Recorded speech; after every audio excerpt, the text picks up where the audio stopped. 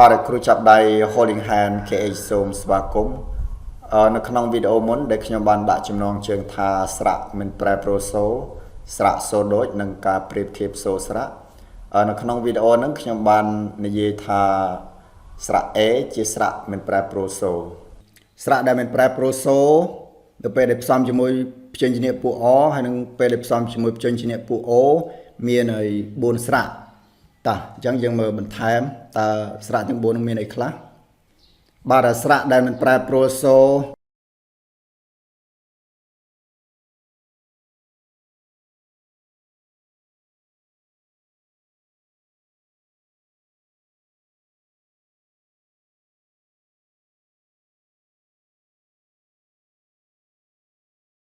បាទហើយមួយទៀតគឺស្រៈ A បាទស្រៈនេះ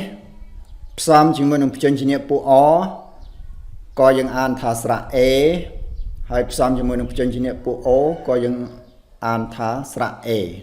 អត់ប្រែប្រួលសូទេឧទាហរណ៍ដូចជាពាក្យថា pay យើងមើលខាងព្យញ្ជនៈពួក O ក៏យើងអានឬសូ pay ឬសូស្រៈ A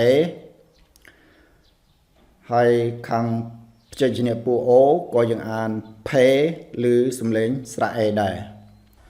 បាទក្រោយពេលដែលវីដេអូខ្ញុំបានផុសចេញទៅមានបងប្អូននៅតាមបណ្ដាខេត្តផ្សេងគាត់បាន comment ប្រាប់ខ្ញុំថាស្រៈ A ជាស្រៈប្រែប្រួលសូបាទហើយគាត់ក៏បានថតសំឡេងស្រៈ A ពេលផ្សំជាមួយនឹងព្យញ្ជនៈពួក O និងសំឡេងស្រៈ A ពេលផ្សំជាមួយនឹងព្យញ្ជនៈពួក O ផ្ញើឲ្យខ្ញុំស្ដាប់ទៀត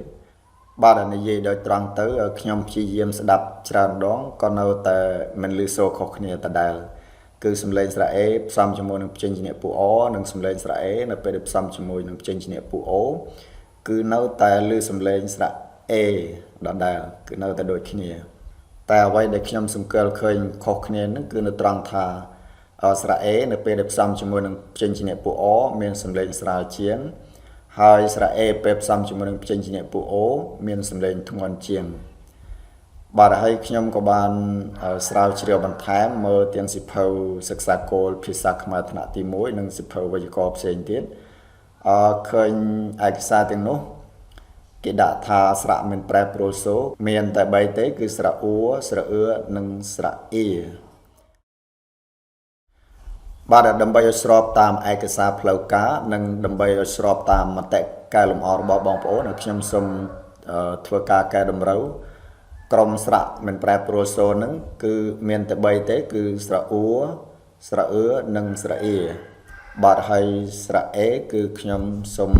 លុបចេញបាទដោយសារស្រៈអ៊ូស្រៈអឺនិងស្រៈអ៊ីជាស្រៈមិនប្រែប្រួលសូនឹងហើយបានជាមេរៀននៅក្នុងសិភៅសិក្សាគោលភាសាខ្មែរថ្នាក់ទី1នៅពេលដែលរៀនអំពីអក្សរសម្លាប់ដោយប្រើបន្ត2និងអក្សរសម្លាប់ដោយប្រើត្រីស័ព្ទពេលដែលផ្សំជាមួយនឹងស្រៈអ៊ូស្រៈអឺនិងស្រៈអ៊ីនេះគេមិនដាក់វណ្ណយុត្តនឹងទេពីព្រោះនៅពេលដែលដាក់សញ្ញាវណ្ណយុត្តបន្ត2ក៏ដោយត្រីស័ព្ទក៏ដោយនៅពេលដែលផ្សំជាមួយនឹងស្រៈអ៊ូស្រៈអឺហើយនឹងស្រៈអ៊ីក៏សំឡេងអានគឺនៅដដែលបាទវីដេអូកែតម្រូវខ្ញុំសូមបញ្ចប់ត្រឹមហ្នឹង